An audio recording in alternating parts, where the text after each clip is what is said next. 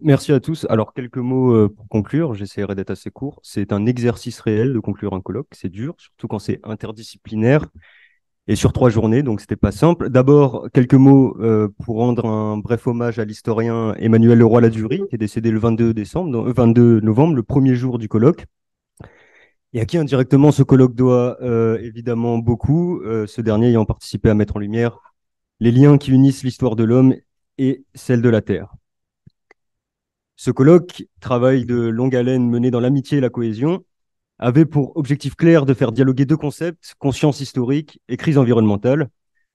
Un dialogue qui, à notre plus grande joie, a suscité l'intérêt de bon nombre de disciplines et d'horizons idéologiques bien différents.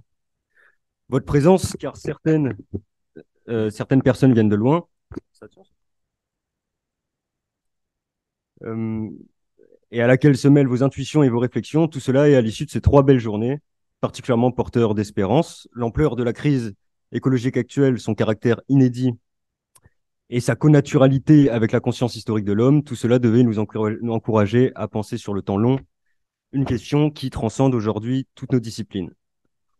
La crise environnementale, sinon la crise écologique, sinon la récession, la dépression, le désastre, sinon encore l'effondrement. Bref, l'environnement et sa crise devaient d'abord être interrogés sur un plan sémantique. Avec ce concept d'environnement qui apparaît finalement comme un concept flexible, un concept malléable, en réalité comme un concept polysémique, de l'environnement milieu à l'environnement système, deux approches qui marchent ensemble finalement et aux côtés desquelles s'ajoute maintenant l'environnement problème. Le concept d'environnement est-il victime de son succès? Un concept trop mou? Du moins peut-on convenir que le concept est efficace, il est pratique, au regard de la richesse de nos échanges, au regard aussi de sa capacité à rassembler les disciplines, toutes préoccupées par la rupture contemporaine dans les représentations humaines de son environnement. Une focale sémantique, à partir de quoi cette crise environnementale fut pensée au regard de nos philosophies et de nos théologies de l'histoire, ainsi que nos affects vécus relatifs à la crise. À partir de quoi aussi, dans un même temps, ces mêmes affects et différents sens donnés à l'histoire ont été mis en lumière au regard de nos liens occupés à la Terre, des liens dont la porosité se révèle au rythme que les consciences environnementales et morales s'aiguisent, au rythme aussi que les connaissances scientifiques s'affinent.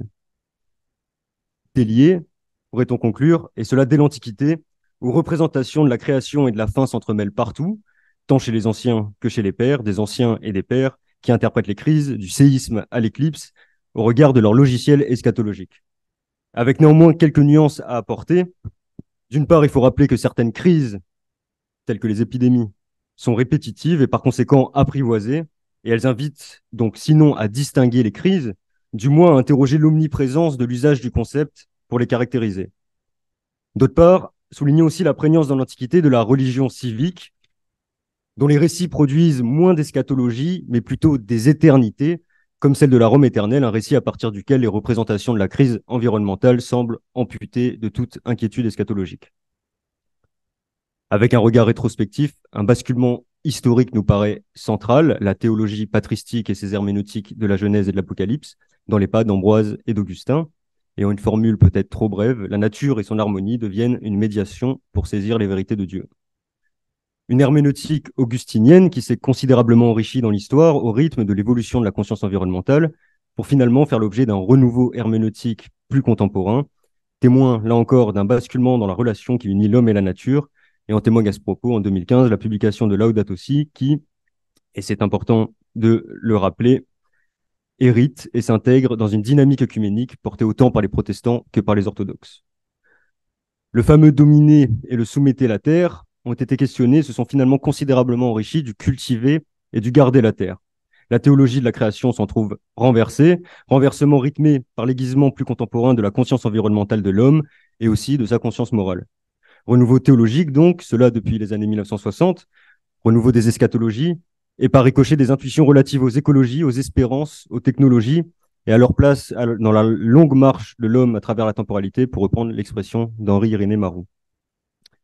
Plusieurs basculements s'opèrent alors, des basculements placés à la croisée des reconfigurations entre eschatologie et création, et deux principales voies semblent donc se dessiner, empreintes chacune de la question du catéchone. La première voie est celle qui consiste à un effort moral de renoncement à ce que l'on pourrait faire par la technique. La seconde voie consiste plutôt à un effort moral de ne pas renoncer à ce qui parfois peut nous sembler trop tard. Avec en toile de fond une crise écologique qui semble maintenant irréversible, au point d'ailleurs d'interroger la pertinence sémantique du concept même de crise pour évoquer les changements globaux actuels. Avec en toile de fond aussi une empreinte anthropocénique susceptible maintenant de dépasser désormais la mémoire, si ce n'est l'histoire de l'homme, au regard par exemple de la question des déchets nucléaires. Chacune des interventions de ce colloque a participé à jeter un peu plus de lumière sur l'empreinte eschatologique qui structure la place de la nature dans nos représentations et nos récits collectifs. Une nature qui, en l'état, se révèle bien moins subordonnée à l'homme que ce qu'on a pu le penser. L'approche marxiste est en cela assez précieuse, d'abord car elle-même est sujette à des reconsidérations théoriques profondes depuis les années 1970, année marquée par l'entrée de la question écologique et par la crise du futur communiste, en proie dès lors à la financiarisation du capitalisme et par ricochet à une crise du rôle historique du prolétariat et à l'appauvrissement de la perspective révolutionnaire. Surtout qu'à l'approche marxiste, en plus de rappeler sur un plan moral la dignité des plus vulnérables face aux crises environnementales, jette aussi la lumière sur des contradictions profondes qui prennent chacune source dans le caractère fini de nos ressources. Cette connaturalité entre conscience historique et conscience environnementale se reflète particulièrement bien dans nos projections du passé jusqu'à nos représentations de la préhistoire où on a pu y chercher une forme d'harmonie perdue. Une connaturalité qui se reflète aussi cette fois dans nos projections futures, dans les science-fiction notamment, et notamment dans les romans sur le changement climatique, alors situés à la croisée des dystopies et des représentations post-apocalyptiques qui apparaissent finalement comme un contre-miroir d'un présent dont le futur participe à l'histoire. Dans le champ des possibles, depuis au moins 1945 avec le nucléaire, la question d'un anéantissement total a suscité une exacerbation eschatologique, une eschatologie largement convoquée au siècle des idéologies et des totalitarismes, au siècle des masses mondialisées et des contre-cultures, au siècle aussi de l'exacerbation de la technique, creusant toujours davantage le fossé qui sépare ses partisans de ses opposants. À cette prégnance du récit eschatologique dans les mentalités contemporaines s'est couplée la question environnementale, une question qui, en réalité, semble désormais tout transcender, bien sûr les disciplines scientifiques, aussi les époques, les idéologies, les croyances et les affects. Bref, la fin d'un monde, depuis bien plus loin qu'hier, une affaire du présent, au rythme de quoi la conscience morale s'aiguise et la retient. Eschatologie angoissée, avec notamment tous les symptômes relatifs à l'éco-anxiété, mais aussi eschatologie pleine d'espérance, ce vers quoi nous voulions par le même temps ancrer notre colloque. Colloque à l'issue duquel une grande limite semble se dégager, peut-être avoir trop exclusivement cloisonné nos réflexions à la conscience historique occidentale. Nous pensons en effet que cette crise écologique globale gagnerait à être pensée au regard d'une conscience historique plus universelle, avec toutes les déclinaisons qui pourraient lui être propres. Une limite qui offre par conséquent des perspectives futures et une limite qui n'éclipse pas, pour autant, un bilan fécond. À propos de ce bilan, l'ensemble des interventions, une fois mises à l'écrit, pourront être soumises à ceux qui veulent au comité de lecture du cahier d'études du religieux, donc une revue créée en 2006, revue éditée par notre laboratoire, le laboratoire Crise, et dirigée par M. Kirchléger, M. Laguaner et M. Entier. Et merci à eux trois pour cette belle opportunité, avec un merci tout particulier à M. Entier, qui a accepté en plus de cela de communiquer dans notre colloque.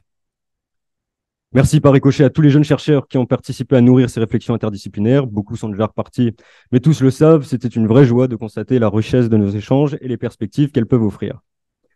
Merci bien sûr aux chercheurs plus expérimentés qui nous ont accompagnés, Franck Damour bien sûr venu de Lille, mais aussi à Michel Fourcade et encore une fois à Monsieur Entier. Merci bien sûr aux membres de notre comité scientifique, avec des remerciements tout particuliers à Léa Taven qui a accepté de présider la dernière séance. Merci aussi à Émilie qui nous a apporté son aide pour la création graphique de l'événement et qui a aussi en réalité mis ses mains dans la boue en s'assurant durant ces 3 journées de la bonne gestion du Zoom, ce qui était sujet d'angoisse chez moi.